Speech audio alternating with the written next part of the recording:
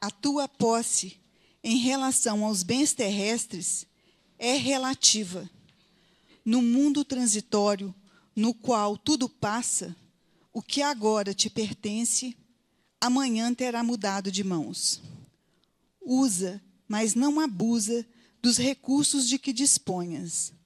Não te escravizes ao que detens por momentos, evitando-te sofrimentos quando se transfiram para outrens.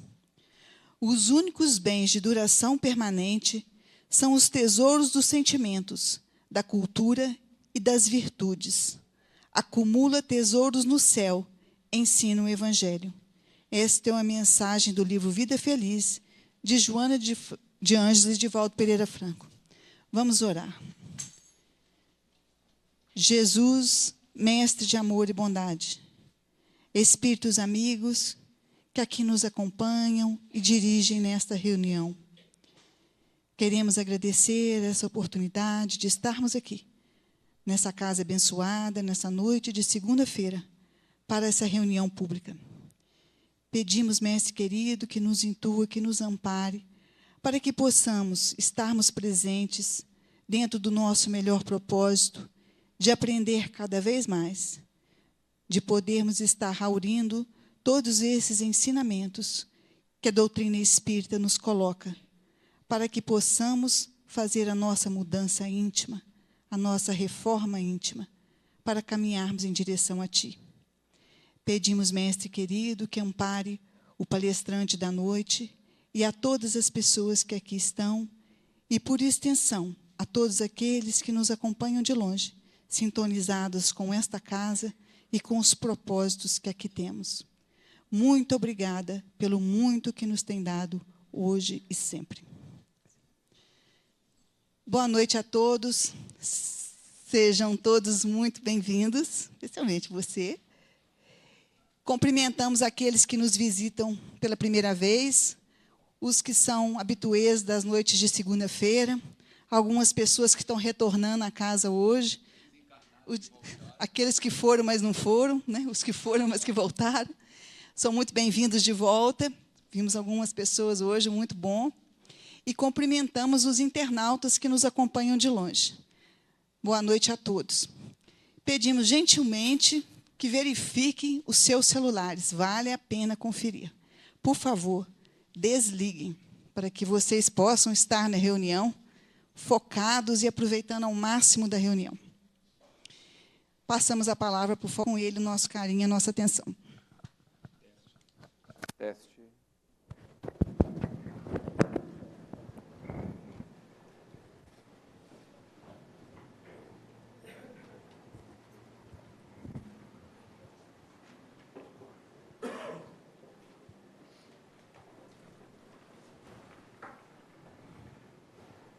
Prezadas irmãs, prezados irmãos, que Jesus, o amigo e benfeitor de nossas vidas, continue a nos envolver na sua paz. Há uma casa na cidade de Juiz de Fora, um casarão, que a maioria dos presentes ainda não visitou. E os que visitaram provavelmente já o fizeram há tanto tempo que estão merecendo ir para lá. Nós, brasileiros, com raras exceções, prestamos e damos valor a uma palavra chamada cultura. Por isto, que casarão será este que eu estou falando? Museu Mariano Procópio. Para aqueles que já visitaram os museus da Europa, dos Estados Unidos e de outros países mais, vão sentir que o nosso Museu Mariano Procópio é muito frágil em vários aspectos. Até mesmo no número de peças, no número de obras que ali estão apresentadas, comparadas com este museu. Eu cheguei em 1987 na porta do Museu do Prado e perguntei em Madrid por uma estátua que me foi recomendada por um nosso amigo já desencarnado, Pode tirar e colocar ali. Senhor William Stonteral Belmont, um homem que tinha 4º ano primário, mas que era o meu orientador no mundo da arte. E ele me disse, há uma estátua conhecida com o nome de A Dama de Elche. A Dama de Elche é uma mulher, o busto de uma mulher, do tronco para cima, e ela tem o cabelo enrolado de uma maneira tal que nenhuma outra estátua na terra tem este tipo de penteado. Dizem os especialistas que esta mulher, que esta estátua, representa uma das mulheres da velha Atlântida, que para uns é mito, é lenda, para outros é realidade. Aqui neste momento eu vou deixar no ar. Quem acredita que a Atlântida é mito, nota 10. Quem nunca pensou no assunto, ou quem acha que a Atlântida é aquela companhia cinematográfica que tinha no Brasil, no tempo do Grande Otelo e Companhia Limitada, fica todo mundo em paz. E eu cheguei na porta do Museu do Prado e, conversando com uma das pessoas, disse, eu quero visitar a Dama de Elche. Ele olhou para mim e disse, ela não está mais no Museu do Prado. Ela está em outro museu. E me deu o endereço. Mas como eu já havia pago o ingresso e não tinha como retornar, eu resolvi aproveitar a oportunidade. E visitei algumas salas do Museu do Prado. E é da gente ficar extasiado pela beleza dos quadros, pela grandiosidade dos nomes artísticos que estão ali, assim como também pela grandiosidade das obras. Quadros de tamanhos mais diversos, de assuntos os mais diversos. E eu pude entrar numa sala onde havia um quadro muito bem iluminado com uma suavidade que o tornava ainda mais belo. E quando eu aproximei, Mateus me disse, meu filho, preste atenção nesse quadro, porque ele retrata uma época do século X, e declinou o século. O autor do quadro está presente nele, como fez em todos os quadros que pintou, ele se coloca no quadro. E é alguém que você conheceu no passado. Eu então aproximei da tela e procurei sentir o clima, o magnetismo daquela obra. E a partir daí, uma série de imagens passaram na nossa percepção. E ele me disse, amanhã você vai visitar a cidade de Toledo. Toledo é a Ouro Preto da Espanha. E em Toledo você irá no Museu de El Greco. O autor do quadro era El Greco. Mas, terminada a visita naquele ambiente, nós fomos para o dito cujo museu. E chegando no outro museu, já faltava mais ou menos coisa de 2 horas para fechar. Na portaria eu confirmei antes de comprar o ingresso. A Dama de Elche está nesse museu, é o Museu de Egiptologia de Madrid, onde estão as peças que vieram da região do Nilo, embora a Dama de Elche foi encontrada num rio, na foz de um rio na Europa. E eles me disseram, está. E como é que eu acho? Ele disse, você vai entrar na sala principal e ela vai estar dentro de uma caixa de cristal em destaque. A obra que está em destaque este mês. E seu William me disse, ele que era um egiptólogo nato, estudioso das culturas do Egito, conhecia a história romana, César a César, na sua cronologia. Ele me disse, quando você ir aproximar-se da Dama de Elche, me incorpore emocionalmente. Porque eu não tenho dinheiro, nem recurso, nem saúde para pegar um avião, atravessar o Atlântico 11, 12 horas de voo e chegar lá. Ele tinha uma dispneia muito forte, não suportaria o ambiente do avião. E ele me ensinou como que ele gostaria de saudar a Dama de Elche. Assim, quando eu entrei no salão, um salão enorme, 2 vezes isso que está aqui, era a câmera de entrada do museu, por aí vocês calculem o tamanho do museu. E eu vi a Dama de Elche dentro da caixa de cristal, eu juntei as 2 mãos e fiz a reverência que era feito para as damas de Elche no passado. E quando eu aproximei, entrei no clima da obra, veio novamente uma enxurrada de cenas do passado. Alguém tocou no meu ombro e me perguntou, por que você saudou ela assim? Eu olhei e estava escrito na lapela do paletó do cavalheiro, diretor do museu. Eu disse para ele, por que o senhor está perguntando? Ele disse, porque somente 2 pessoas saudaram essa estátua desse jeito. Um fui eu, o segundo você. E aí nós começamos a conversar. Ele era, para ser diretor de um museu na Europa, era estudioso daquela estátua, e eu comecei a apresentar para ele as teses do senhor William a respeito daquela estátua. E nós conversamos, o museu fechou, saímos e fomos para um restaurante, comer uma paella e nos separamos já quase meia-noite. Na manhã seguinte embarcamos para Toledo e aí eu deixo a história de Toledo para um outro momento. Mas eu gosto de entrar nos museus sozinho, sem ninguém, para conversar. Conversar comigo mesmo. E periodicamente eu entro calado e saio mudo no Museu Mariano Procópio. E converso com as teias de aranha, converso com os quadros, converso com os ladrilhos. E há um quadro em especial que eu gosto muito no museu, e eu sempre deixo para parar na frente dele e ficar ali fazendo as minhas viagens no espaço. Uma das últimas vezes que eu fui, quando eu entrei no ambiente, havia uma jovem, e eu calculo mais ou menos na casa dos 20, 25 anos, que vinha em sentido contrário olhando para os quadros.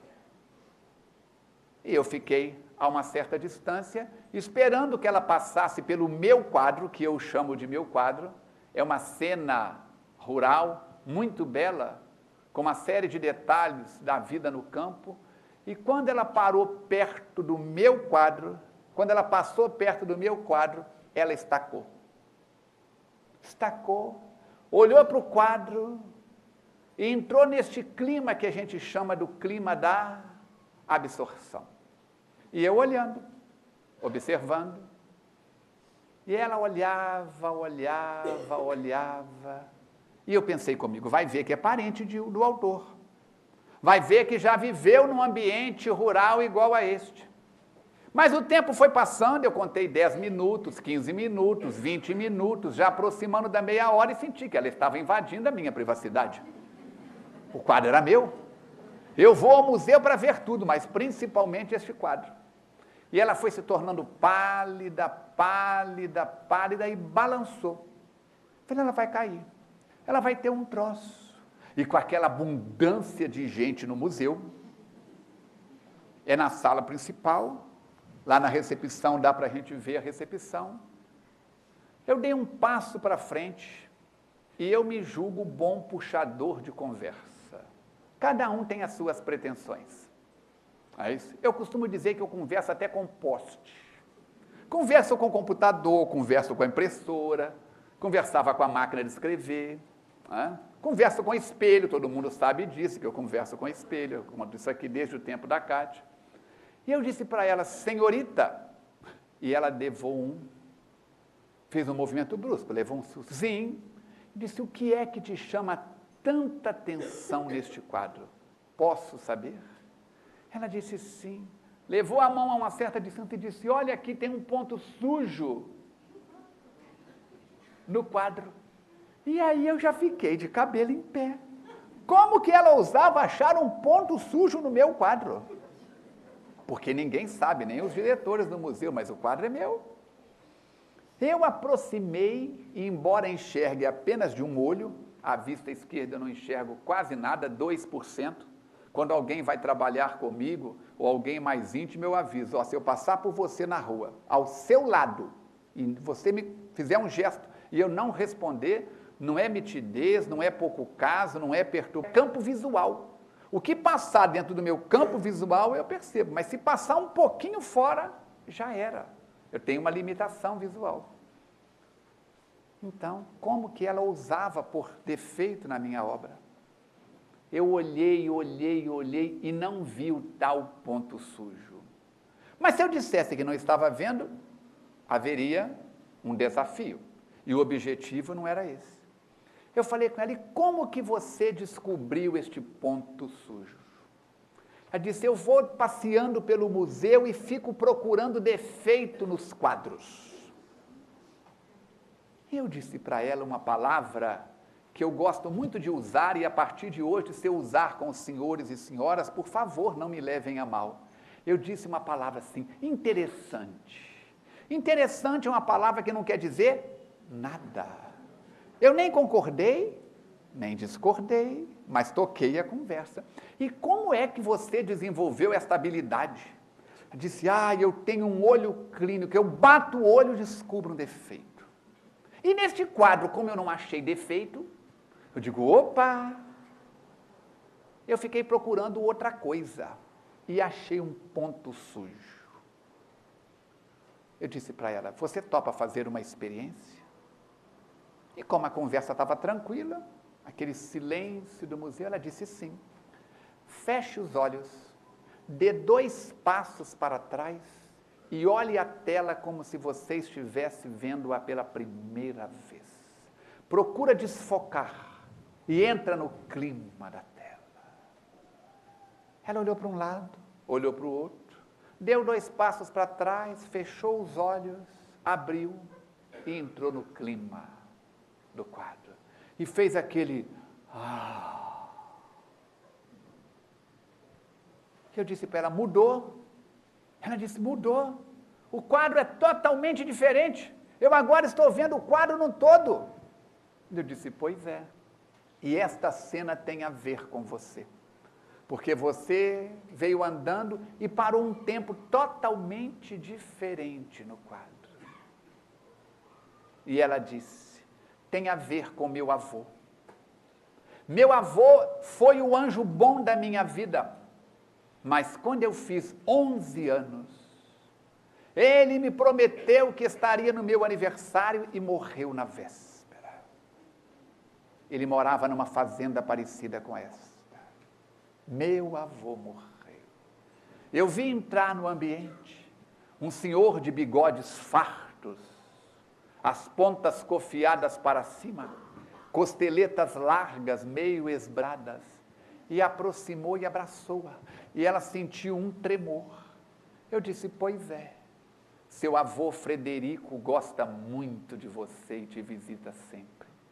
Ela regalou 2 olhos daqueles que só quem passa pela experiência sabe. Ela disse, como é que você sabe que meu avô se chamava Frederico? Eu disse, o homem dos bigodes fartos, das pontas enroladas para cima, e você ficava enrolando os bigodes dele, virando, das costeletas largas, está ao seu lado te abraçando. Ela colocou as 2 mãos assim e colocou as mãos exatamente sobre as mãos do avô que abraçava fraternalmente. E disse, eu tenho tanta saudade dele. Como é que eu faço para vê-lo?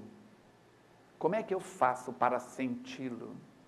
Eu disse para ela, se você me mandar um e-mail, e pelo e-mail mandar o seu endereço, eu te mando uma chave para você aprender a ver o seu avô. Ela anotou o meu e-mail, sorrimos, e ela saiu. E eu nem quis olhar para o quadro mais, porque o homem, em vez de acompanhar ela, danou a conversar comigo. E eu disse, louvado seja nosso Senhor Jesus Cristo. E dias depois, eu recebi um e-mail dela dizendo, Falcone, eu sou a jovem do museu. Cadê a chave? E eu mandei a chave para ela. E eu pergunto para os senhores, que chave que eu mandei para ela? Será que foi uma dessas aqui do chaveiro delicado da Andréia? Olha aqui, depois vocês falam do meu chaveiro. Qual foi a chave que eu mandei para ela? Um livro fino, de fácil leitura, que a maioria provavelmente não leu, com a dedicatória: leia várias vezes, se gostar, venha que eu tenho o resto do chaveiro. E ela voltou e está presente aqui hoje, e o avô dela está atrás dela. Que livro que eu dei para ela? Hein? O que é o Espiritismo.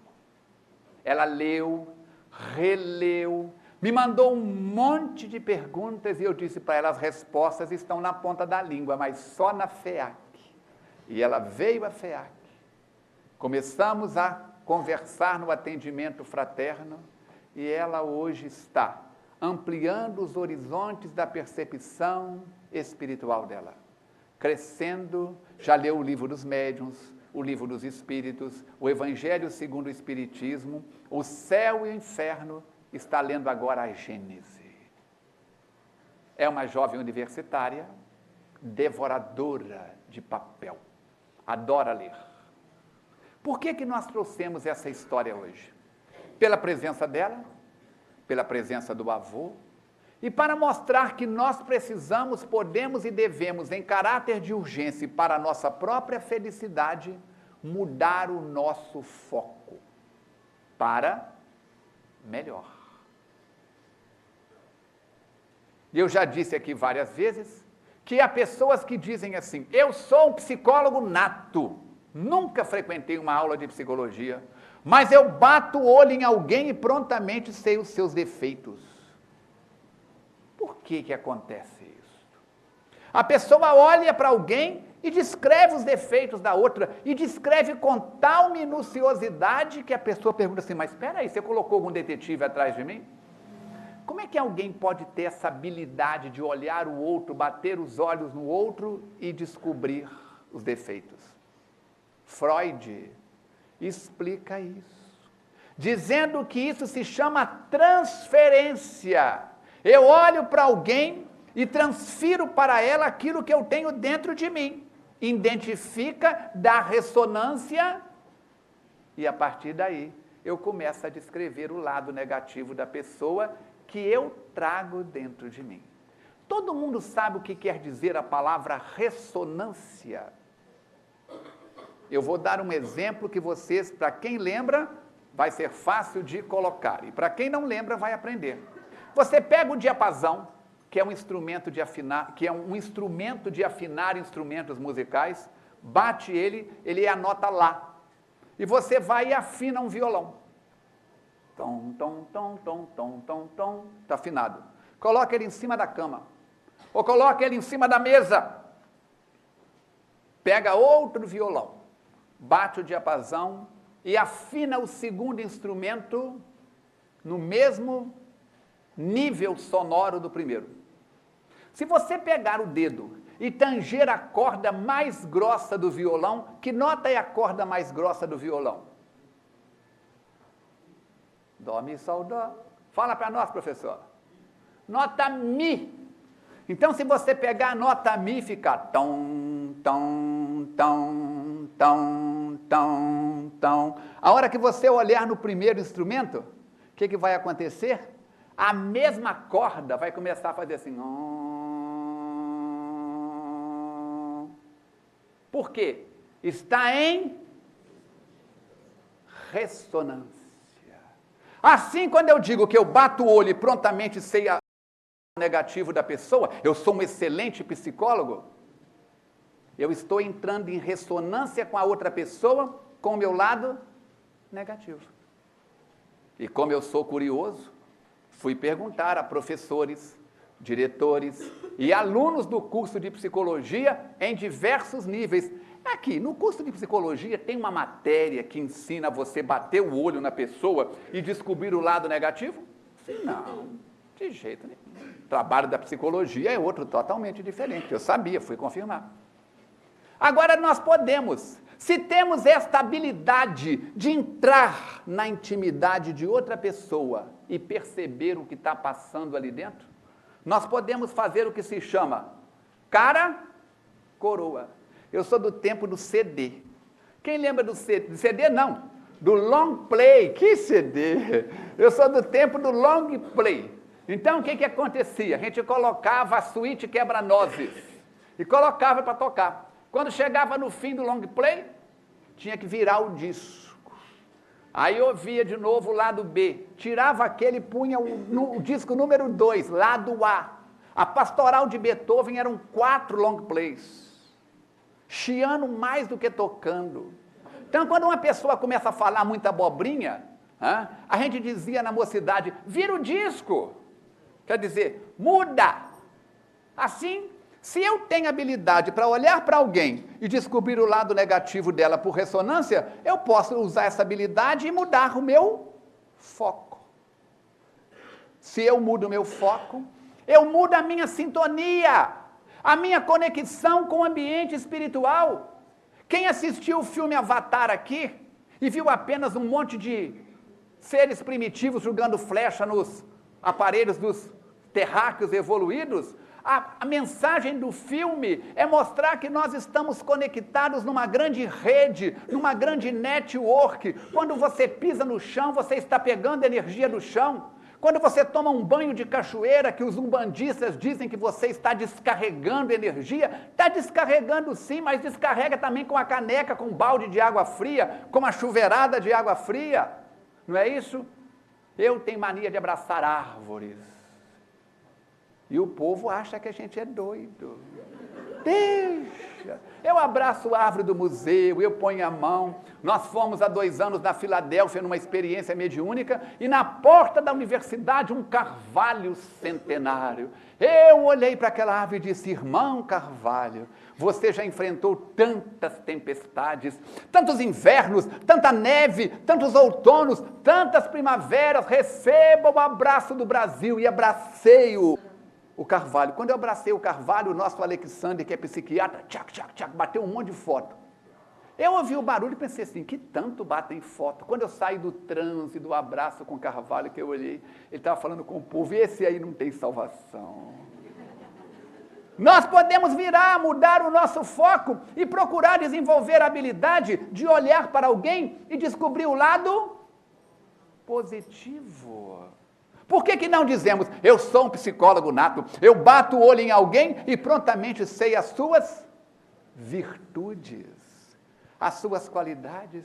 É porque trazemos tão poucas virtudes no nosso mundo íntimo. Allan Kardec disse, seja hoje melhor do que você foi ontem, para ser amanhã melhor do que hoje. Jesus de Nazaré nos convida, não deixeis para amanhã o reconciliar com o vosso desafeto, aproveita enquanto está com ele a caminho, hoje. Hoje, aqui, agora é o momento da nossa felicidade. A doutrina espírita vem propor-nos mudanças em caráter emergencial. Emergencial. Um estudante de medicina, temos aqui 2 acadêmicas, vocês estão em que período? No 5º? Hein? No 4º?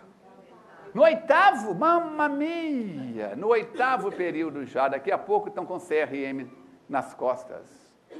Elas podem deixar para o 8º período estudar matérias do 4º? Não. Tem que engolir a matéria, o volume de informações que chega é extraordinariamente grande. Hoje, com o microscópio eletrônico, com os avanços da bioquímica, com os avanços da neurofisiologia, com os avanços das especialidades, do conhecimento dessa máquina extraordinária que era o ser humano, a mudança está acontecendo. Nós podemos manter conexão com o todo. Quando você vê um oriental fazendo Tai Chi Chuan, movimentando as energias, trabalhando com aquilo que os chineses chamam de Qi, Tai Chi Chuan, que os japoneses chamam de Ki, que os indianos chamam de Prana, que o espiritismo chama de fluido cósmico universal. Você vai ver pessoas que movimentam essa energia em si de maneira consciente. Existe uma especialidade na medicina tradicional chinesa chamada Qigong. E há muitos anos atrás, a TV Bandeirantes, na época, mostrou um seriado sobre China, o Império do Centro. e mostrou que profissionais da medicina chinesa, treinados em chegam os pacientes na maca tetraplégicos, do pescoço para baixo parado. São deitados no chão, colocados, e eles passam em volta e aplicam as mãos como se estivesse aplicando um passe, e daí a pouco ficam uma certa distância e começam a mexer os dedos. E na proporção em que os mestres de Qigong movimentam os dedos, a pessoa que é paraplégico, tetraplégico, que não tem movimentos, começa a movimentar dedo por dedo, músculo por músculo, articulação por articulação. E o repórter da TV Manchete pergunta a um mestre daqueles com a orientação do tradutor: como é que o senhor faz isso? Neurologicamente essa pessoa não tem movimentos por vontade própria, está tudo interrompido. Ele disse: é como se eu entrasse, se a minha alma entrasse na alma dele. Eu respiro, ele respira. Eu levanto a mão, ele levanta. Eu abaixo, fazendo uma fisioterapia pelos canais energéticos. Se nós chegarmos na universidade aqui, ou em uma das faculdades de fisioterapia e falar isso, vão mandar internar na clínica psiquiátrica na hora. E está à disposição no YouTube, está à disposição em filmes, em documentários diversos. Há necessidade de abrirmos a nossa mente para as realidades que estão em torno de nós. Neste momento, este salão está sendo atravessado por milhares, por milhões de ondas de telefonia celular, de rádio, televisão. Estamos recebendo energias do magma que está sobre os nossos pés, a centenas de quilômetros para dentro. Estamos recebendo energia dos astros em volta de nós. Estamos recebendo energias uns dos outros. Como negar a ação do ultravioleta, do infravermelho, que a nossa acuidade visual não percebe? Como negar isso? Jesus diz: o Espírito é como o vento, ninguém sabe de onde vem, ninguém sabe para onde vai, mas podeis sentir a sua presença. Quando o vento passa pela janela e atravessa o salão, se é no verão, a gente sente uma coisa agradável, mas se é numa noite fria, e o vento invade, a gente tampa até as frestas da janela. Assim, estamos cercados por essas energias. Neste momento, enquanto eu falo e vocês prestam atenção, uns 3 ou 4 dormem, 2 babam pelo canto da boca. Os espíritos estão fazendo verdadeiras cirurgias no campo magnético de cada um de vocês, de todos nós, retirando energia daqui e passando para ali, retirando energia de lá e passando para cá, fazendo transfusão, troca de vibrações. Jesus de Nazaré diz: onde se reunirem 2 ou mais pessoas para a prática do bem, eu estarei entre elas. Não disse que era da religião A, da religião B, da religião C, da cor de pele mais clara, mais escura, do olhinho puxadinho, do olho amendoado. Onde se reunirem 2 ou mais pessoas para a prática do bem, eu estarei entre elas. Nós gravamos para o blog neste sábado, na livraria da Ana, a explicação de toda a obra de André Luiz. Gravamos a importância do culto do Evangelho no lar. E na hora que eu fui fazer o culto do Evangelho no lar, eu coloquei uma criança no colo. Como é que ele chama? O Pedro. Peguei o Pedro e coloquei no colo. E peguei com a Ana 2 livretos do culto do Evangelho no lar. O Pedro pega um livreto daquele e começa a comer o livro. Eu disse: gente, fazer o culto do Evangelho no lar é tão bom que essa criança está até comendo o livro do culto do Evangelho no lar. Implantar no seu lar, no seu ambiente doméstico, o culto do Evangelho no lar, diz a benfeitora Joana de Ângeles, é mudar o padrão vibratório magnético, é criar novo paradigma, novo campo de sintonia, de ressonância com os espíritos superiores. Se você mora num prédio de apartamentos, diz a veneranda Joana, todo prédio é beneficiado. Se você mora num quarteirão de residência de casas, todo o quarteirão é beneficiado, porque aonde acende-se uma luz, aonde a ação da luz vai, cadê minha lâmpada? Sumiu. Onde é que eu deixei ela? Tudo que é treva bate em retirada. Por isso nós precisamos pensar. Por onde passamos? Estamos deixando o rastro da luz ou estamos deixando o rastro das trevas? Outro dia, eu assisti um documentário da National Geographic mostrando que a nossa mudança é constante. Eu digo nas minhas palestras que a serpente, a cobra, muda de pele uma vez por ano. Quem anda pelos campos já deve ter visto pele de cobra. Ela passa no meio dos gravetos e vai soltando a pele, que fica aquela, como se fosse um plástico ressecado. O ser humano troca de pele todo dia, toda hora. E eles mostraram no documentário, com máquinas filmadoras de grande capacidade, por que um cão acha alguém? Some uma criança, some um adulto, pega uma peça de roupa, dá para o cão cheirar e solta o cão. E ele capta. O que ele capta? Quando você vai andando, a pele do seu corpo vai caindo e vão ficando fragmentos. Lembra da história daquele menino, daquele rapaz que foi entrar no labirinto em Creta, na ilha de Creta, para enfrentar o Minotauro? E ele usou um grande fio de barbante, foi desenrolando. Como é que ele chama? Quem lembra? Se eu perguntar como é que está o Flamengo e o Fluminense, todo mundo sabe se vai para a segunda divisão, se não vai, se vai para a terceira, se vai falir, se não vai. Mas se buscarmos... Hein? Ah, existe. Esse não esqueceu, este Teseu, viu? Teseu faz isso. Mas sabemos da história de João e Maria, que foram marcar o caminho para casa, para não serem pegos pela bruxa, foram julgando o miolo de pão. A intenção é boa, mas o resultado totalmente diferente. Que tipo de rastros você está deixando? O cão, ele vai seguindo aquelas pequenas partículas de pele. Quando você faz isso que está aqui, ó, se o microscópio tivesse aqui, está uma chuva de pele soltando. Nós estamos o tempo todo, uma pessoa adulta perde em média 100 fios de cabelo da cabeça por dia.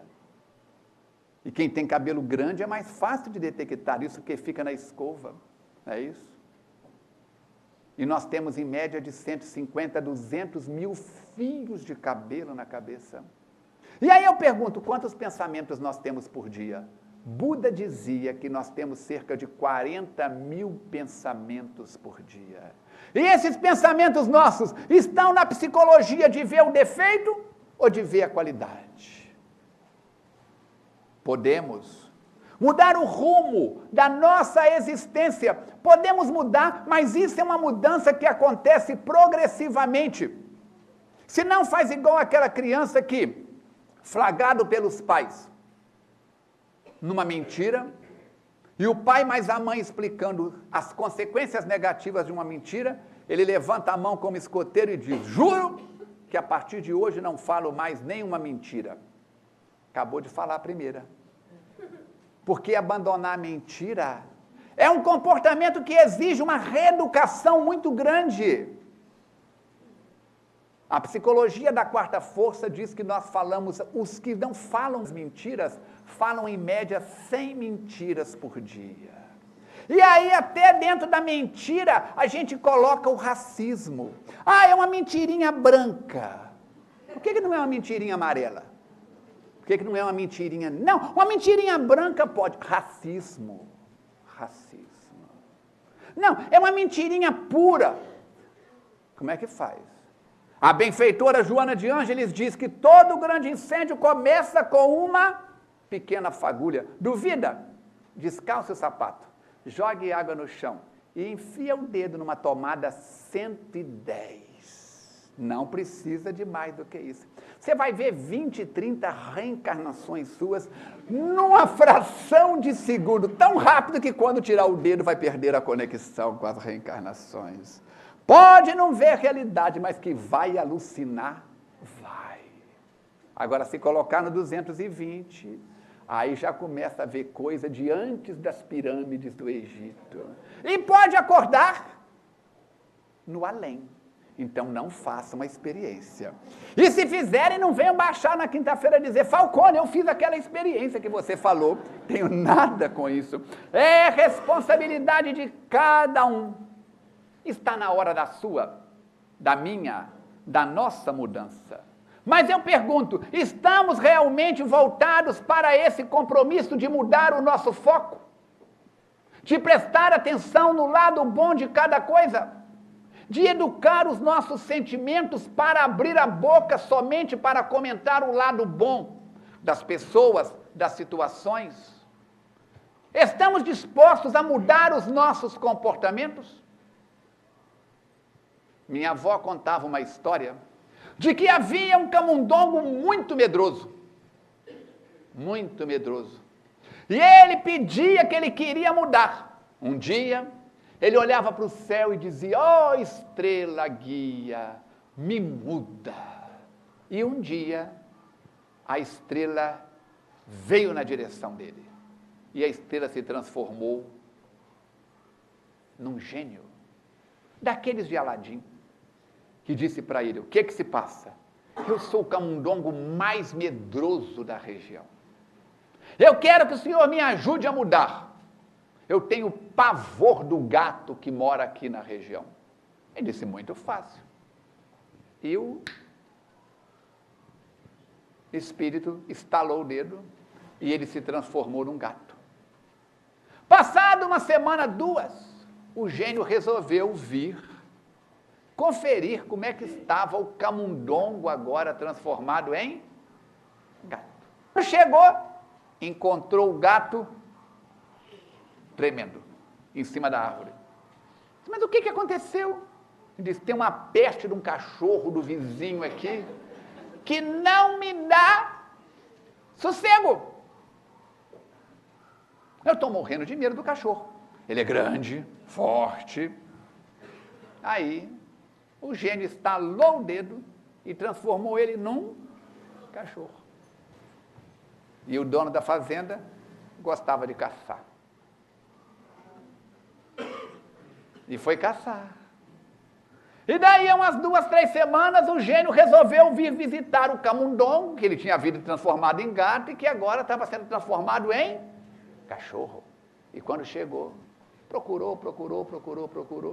E lá debaixo da tuia, ele encontrou o cachorro tremendo, escondido. Falou: meu amigo, o que aconteceu com você? Ele disse: apareceu uma onça aqui. E o dono da fazenda avisou que amanhã cedo vai caçar a onça. Eu estou morrendo de medo da onça. Ele disse: mas isso é muito fácil. Estalou o dedo e transformou o cachorro numa onça. E a onça picou para o mato adentro. Passou um mês e o gênio resolveu vir visitar o camundongo, que havia se transformado em gato, e que, insatisfeito, foi transformado em cachorro, e que agora, insatisfeito novamente, foi transformado em onça. E chamou. E numa furna, lá no meio da floresta, numa grota, ele encontrou a onça tremendo de medo. Então, mas o que houve? Falou: ontem eu ouvi uns tiros ali na virada, eu estou morrendo de medo do caçador. Ele disse: não tem jeito. Estalou o dedo e transformou ele em camundongo. Disse: não adianta. Eu posso te transformar no que você quiser. Você continua pensando e agindo como camundongo. Por isso, meus queridos, é que a estatística comprova, é que a pesquisa comprova, em cada 100 pessoas no planeta Terra, em qualquer cultura, em qualquer cultura que, de repente, são presenteados, entre aspas, agraciados, entre aspas, com um prêmio vultoso nas loterias, e da noite para o dia recebe o que a gente chama de uma bola de dinheiro.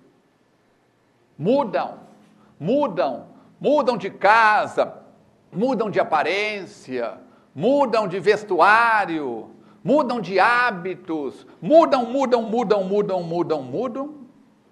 10 anos depois, 90% destas criaturas, pesquisa de mestrado e doutorado, estão pior do que na véspera em que ganharam o prêmio.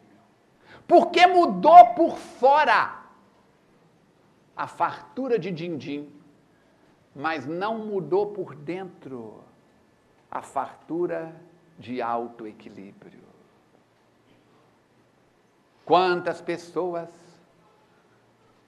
conhecem o vegetarianismo e ficam vislumbradas com o vegetarianismo e começam a entrar na campanha que não pode comer carne, que está matando os animais, e a defenderem pontos nobres. Eu não tenho nada contra isso, eu já fiz vegetarianismo durante vários anos, e fazem daquilo o seu patamar de vida, e de repente você encontra com eles na churrascaria rodízio.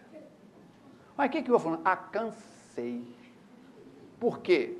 Mudou os comportamentos externos. Quantas pessoas conhecem determinada autoridade política e se apaixonam pela política e tornam-se soldados eleitorais, cabos eleitorais, sargentos eleitorais, tenentes eleitorais, dão a vida pela política. E passado algum tempo, você os encontra em situação diferente. Cansaram, enjoaram, desiludiram. Quantos companheiros chegam ao centro espírita e, ao ouvirem uma palestra, ao lerem uma mensagem, ao lerem um livro, dizem: achei a minha salvação. E passado uma semana, nem Jesus Cristo acha o rastro magnético deles. Voltaram. Quantos de nós somos espíritas, espiritões, médiums? Ah, minha mãe é média, me disse um frequentador da casa sábado. Eu digo: e seu pai deve ser café com leite. Por que você está falando isso? Porque média lá em casa é média de café com leite, aquela xícara grande de tomar, é isso. Não, ela recebe espírito, ela estribucha. Eu digo: não, isso aí é outra coisa. Não é médium, a palavra é comum de dois. E conversando, nós fomos entendendo as coisas. Quantos companheiros dariam tudo para ver espíritos e não tem identidade nem com a própria imagem no espelho? Quantos dizem: não vi, nem quero ver, e nem se eu ver, eu acredito. Quantos de nós somos espíritas, somos homens de bem, mulheres de bem, no entusiasmo, até que a dor bata na porta da casa da gente? Fulano, você sumiu do centro espírita? Os guias não deram conta de mim. Os guias não deram conta da minha vida.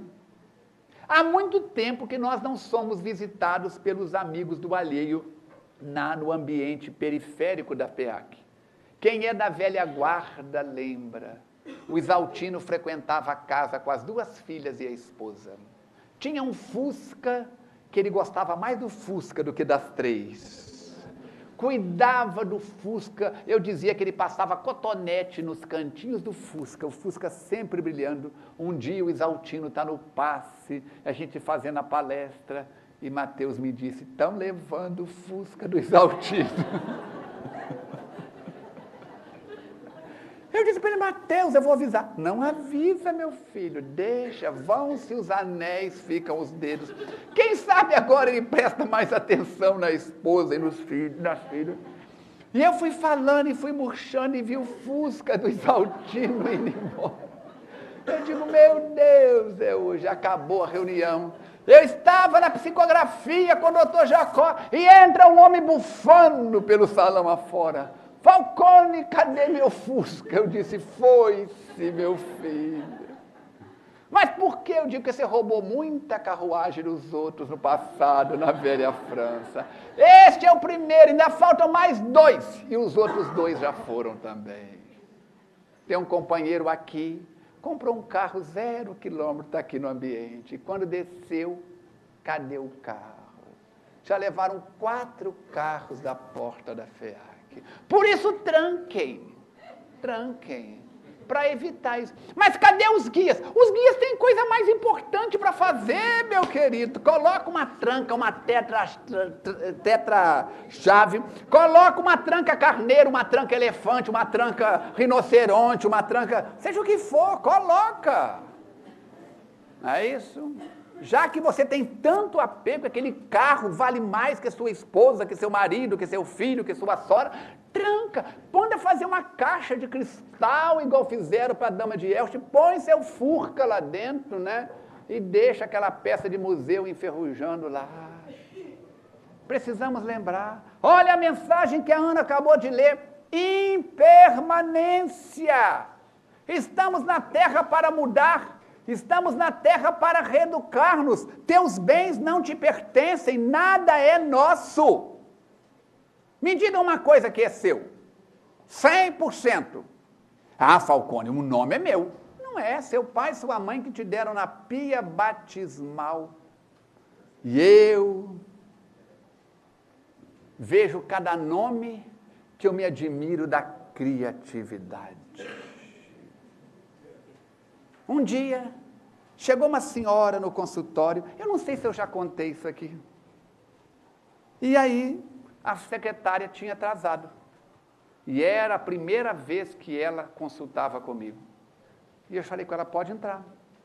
E fui fazer a ficha.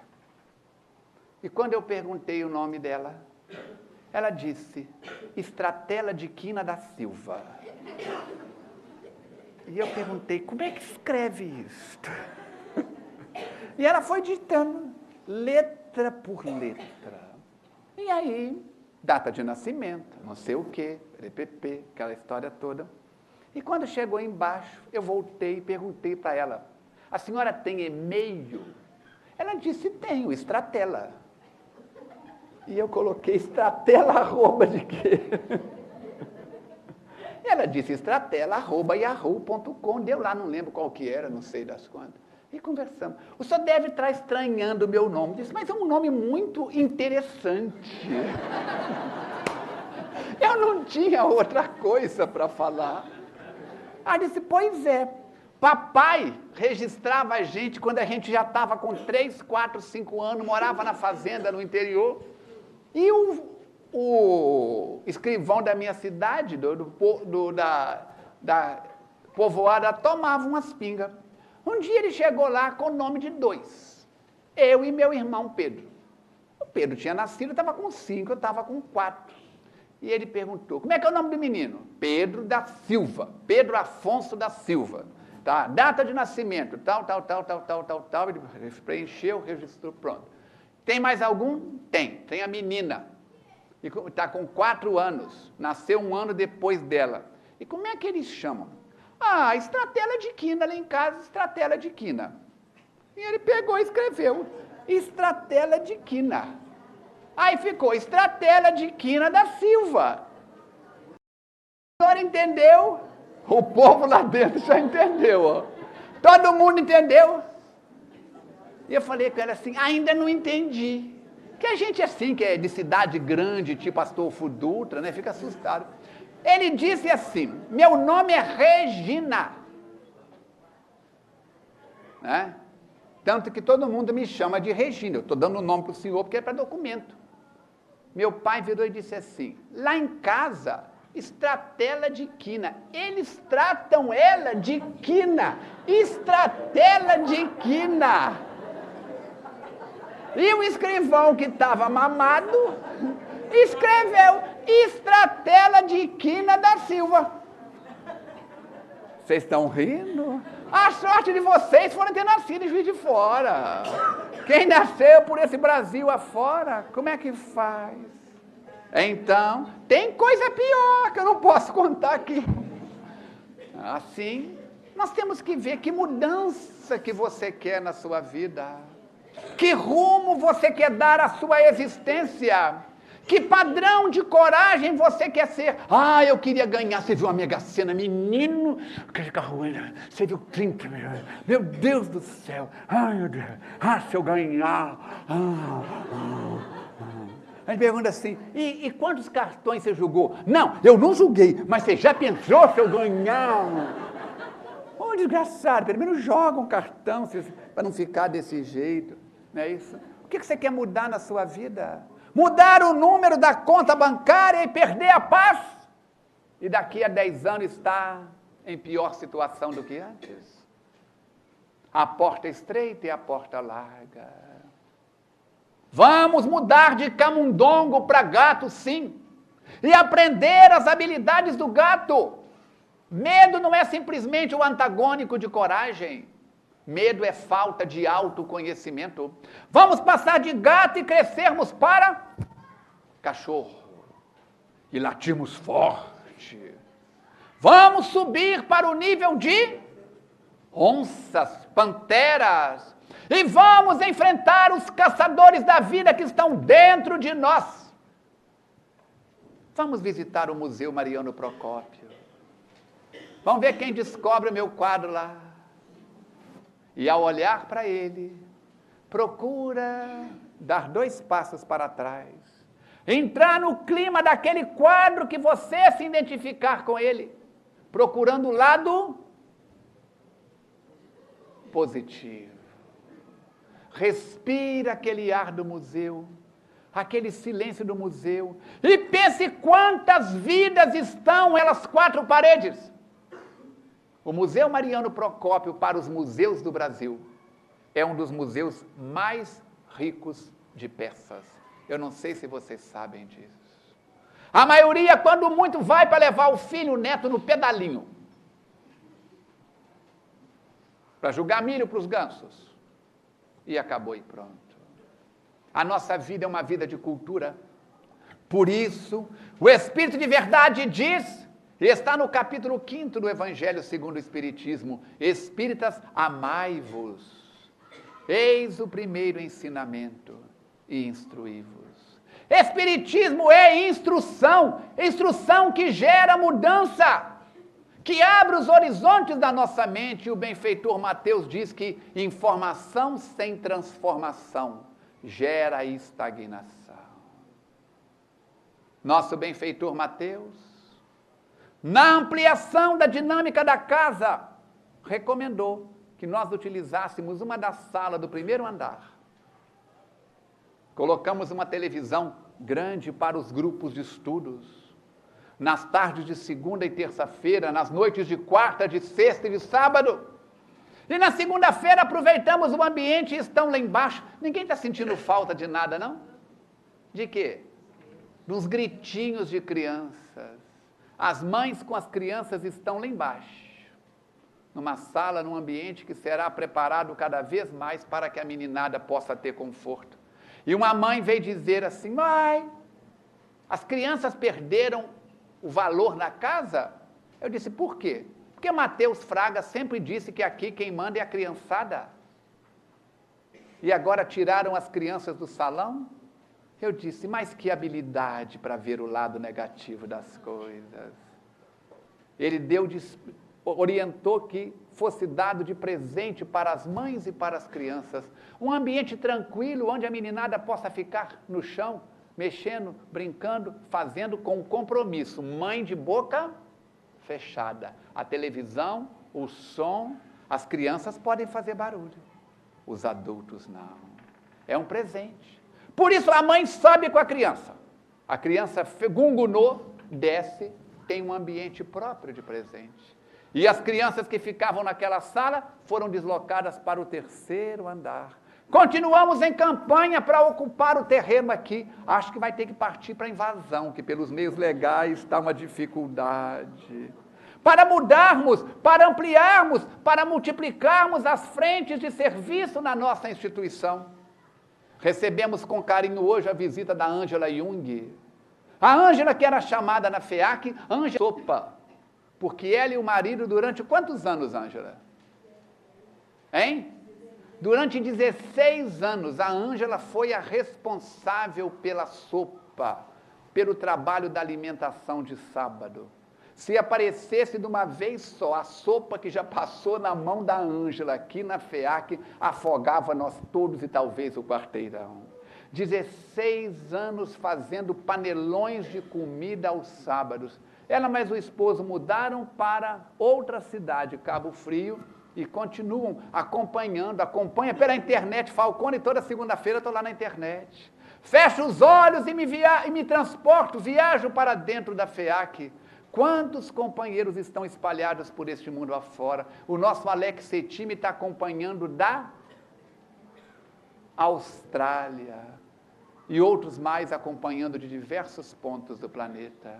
Agradeçamos a Jesus a oportunidade de estarmos juntos, no trabalho do bem, aprendendo, buscando ser o psicólogo do olho bom, mesmo que seja amador, buscando ter a coragem do rato, do camundongo, do gato, do cachorro, da onça e do caçador, para o lado bom, para o lado positivo da vida. Você merece ser feliz e a sua felicidade começa ou multiplica aqui e agora. Pensando nisto, falando nisso, agradeçamos a Deus e coloquemos nossas vidas em suas mãos. Que assim seja. Avisos da semana. Amanhã, terça-feira, 18 horas e 30 minutos, reunião do GVV. Sexta-feira, é a terceira sexta-feira do mês, reunião do Corujão. Essa sexta-feira tem Corujão, das 21 às 23 horas. Quinta-feira, dia 16, o expositor é a Regina Mendes. O tema é Não Temais. Dia 18, sábado, o Cine FEAC, Ecologia na obra de Chico Xavier, com o apresentador do jornal Em Cima da Hora, André Trigueiro. André Trigueiro está na FEAC sábado, no Cine FEAC. Dia 15, quarta-feira, às 20 horas, início do livro Nas Voragens do Pecado, na trilogia de Ivone do Amaral Pereira, vem Nas Voragens do Pecado, depois O Cavaleiro de Lumière, depois O Drama da Bretanha. Curso básico, dia 2 de outubro, na mensagem que a Ana leu, está aqui embaixo, ó. Curso básico de Espiritismo. Quem aqui ainda não fez o curso básico na FEAC? Levanta a mão, deixa eu ver. Vai ter que ser numa sala grande isso aqui. Vamos lá? Vamos. Campanha do quilo no próximo domingo no bairro Santa Cecília, 9 horas e 45 minutos. Início na praça, no início da rua Melo Franco. Da sala das crianças eu já falei. A palestra de hoje, salvo algum problema técnico, estará amanhã no nosso blog. Eu montei um site e um blog espírita. Quem quiser o endereço, na hora que for tomar passe, pega o papel aqui, pode levar, está tudo explicadinho, ou pega lá embaixo com a Ana na livraria. Está o blog da Federação Espírita Brasileira, tem vários endereços ali do seu interesse. De segunda a sexta tem novidades no blog, todos os dias. E lembrarmos do Clube do Livro, que está com as inscrições abertas. Lá na livraria, quem quiser participar, é uma experiência positiva. Agradecendo a presença de todos, pedindo silêncio na continuidade dos trabalhos da noite, para o trabalho da psicografia, do passe, da oração, de todo o trabalho da fluidoterapia, vamos apagar as luzes e darmos sequência à nossa reunião.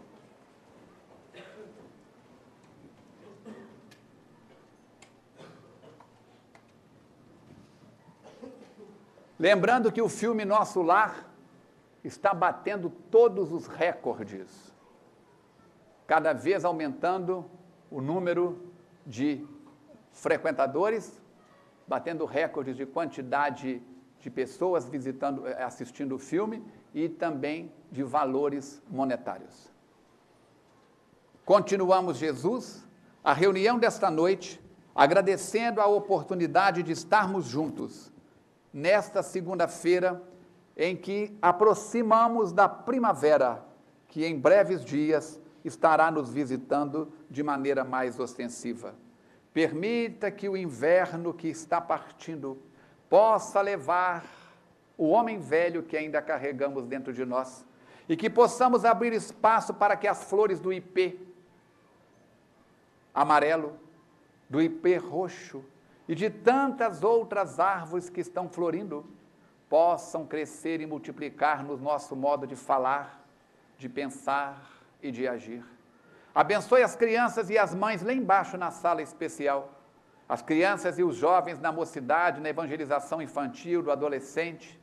Abençoe os nossos irmãos internados à distância, o nosso companheiro Maróculo, na Avenida dos Andrades, a nossa irmã Terezinha na Independência, Terezinha de Castro.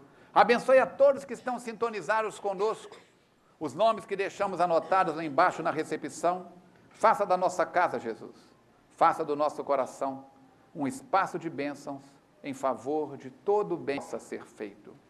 Contando com o silêncio e a oração de todos, passamos para a segunda parte, rogando que permaneças conosco, através dos amigos e benfeitores espirituais. Que a sua paz seja o nosso alimento, o magnetismo para nos fortalecer a cada passo da jornada. Que assim seja.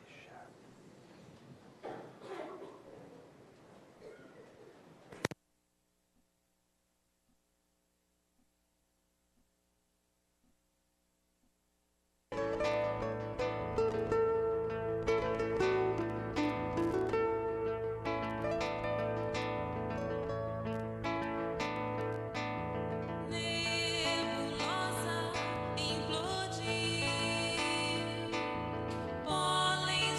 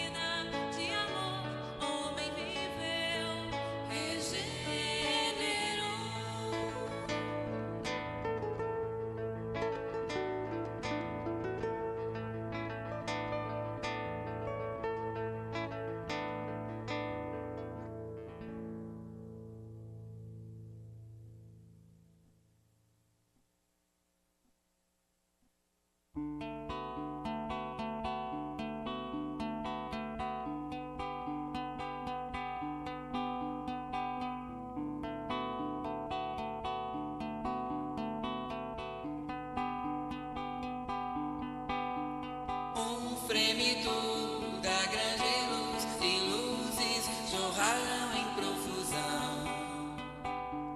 Houve tempo na eternidade, espaço na imensidão. Sustentar a vibração divina tornou-se o nosso afã. Surgiu a bipolaridade,